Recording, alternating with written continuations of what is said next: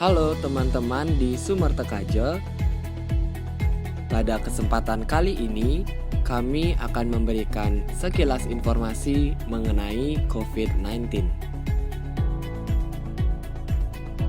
Nah, yang pertama, apa itu pandemi COVID-19? Jadi, COVID-19 merupakan virus yang muncul pertama kali di Wuhan, China pada akhir tahun 2019. Pada 9 Maret 2019, WHO secara resmi telah menetapkan SARS-CoV-2 atau COVID-19 sebagai sebuah pandemi. Penetapan corona sebagai pandemi bukan mencirikan keganasan virusnya, melainkan karena penyebarannya yang sangat mudah. Keganasan virus COVID-19 yang rendah ini didukung oleh data terinfeksi dan kematian yang terkonfirmasi akibat terinfeksi COVID-19. Berikut merupakan data dari tanggal 26 Juli 2021.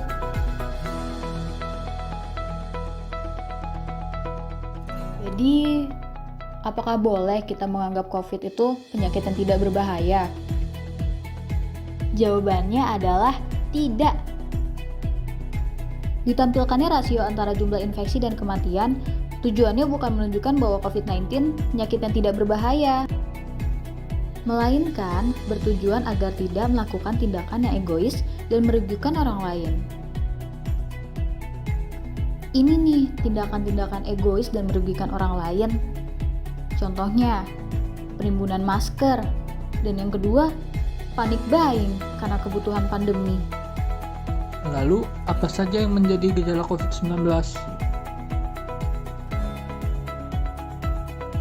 Secara umum, pasien COVID-19 dibagi menjadi dua jenis gejala, yaitu pasien dengan gejala ringan dan pasien dengan gejala berat.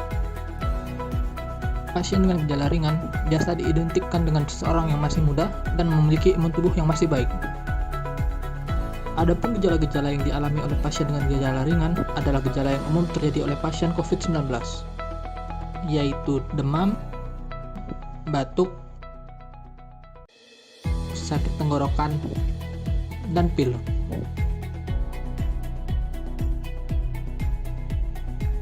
Tindakan yang dapat dilakukan bila mengalami gejala tersebut adalah konsultasi di fasilitas kesehatan, istirahat dengan cukup, dan berolahraga. Pasien dengan gejala berat biasa dialami oleh orang berusia lanjut dan memiliki penyakit penyerta atau komorbid. Dalam hal ini, jenis komorbid yang dialami serta tingkat keparahannya akan mempengaruhi gejala yang dialami. Jenis penyakit penyerta yang membahayakan, contohnya diabetes, tekanan darah tinggi, dan penyakit pernapasan. Pada dasarnya, gejala yang dialami oleh pasien gejala berat dan pasien gejala ringan adalah sama, tapi dengan tingkat sakit yang lebih tinggi. Selain mengalami demam, batuk, sakit tenggorokan, dan pilek dengan intensitas sakit yang lebih tinggi, pasien dengan gejala berat juga dapat mengalami kesulitan bernafas, sakit bagian dada, dan mudah lelah. Selain itu, terdapat ciri khas pada pasien gejala berat, yaitu saturasi oksigen di bawah 90% dan frekuensi napas 20-30 kali per menit.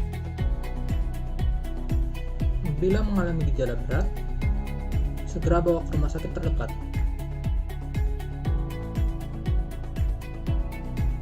Upaya pencegahan.